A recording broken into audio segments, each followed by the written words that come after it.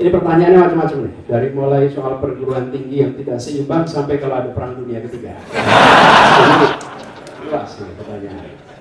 Jadi biologi ini memang mencakup semesta alam ya.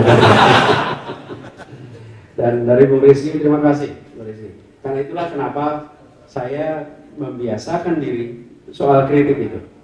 Bahkan tadi ngomong ulang tahun, saya ketika kuliah dulu, kalau ulang tahun saya minta teman menuliskan surat di amplop tanpa nama, isinya kritik.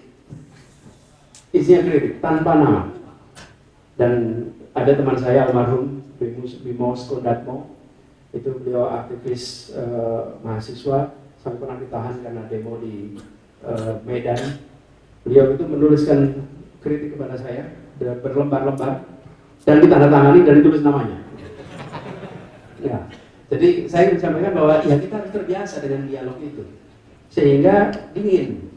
Kalau kritik saya nggak kurang stok kritik mas, di mana-mana itu. Ada yang berdasarkan data, ada yang berdasarkan imajinasi. Nah, yang berdasarkan imajinasi ya nggak usah dijawab gitu. Lebih banyak imajinasi sebetulnya. Tapi begini, saya warga negara, kalau ada perang ikut perintah panglima tertinggi. Ya, kalau dalam kondisi perang kita semua ikut perintah panglima tertinggi, harus taat pada beliau sebagai warga negara, taat. Jadi jangan sampai dalam kondisi perang kita justru ribut sendiri, jangan. Begitu ada perang maka ikut perintah panglima.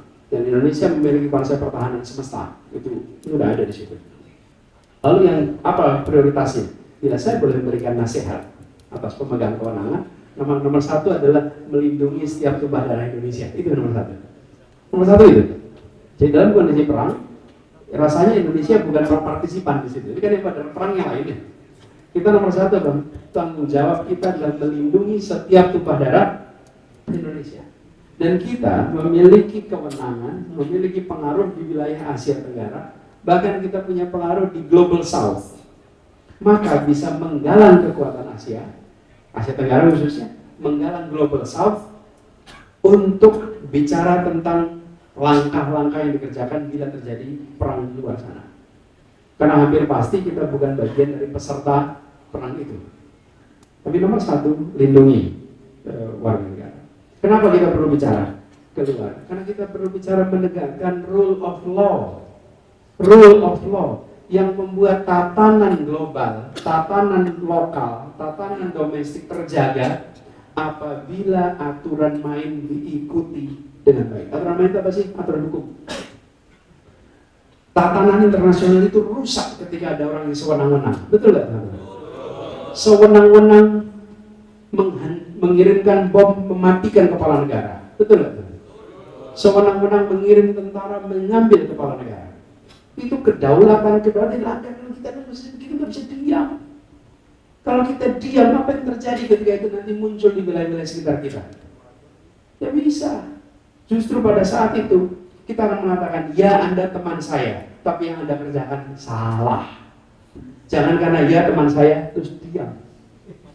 Jangan. Kita boleh berteman, tapi kalau teman salah, katakan, we are friend, but you're not doing the right thing. Upholding international law itu penting sekali. Karena kalau itu tidak dihargai, rusak. Rusak tatanan kita. Apa yang kemudian muncul? Ketidakpastian. Ketidakpastian. Apalagi kalau kebijakan dibuat berdasarkan selera. Kalau ada selera, kita ganti nanti. Hari ini 10%, besok 19%, besok lagi naik berapa persen, betul nggak teman-teman?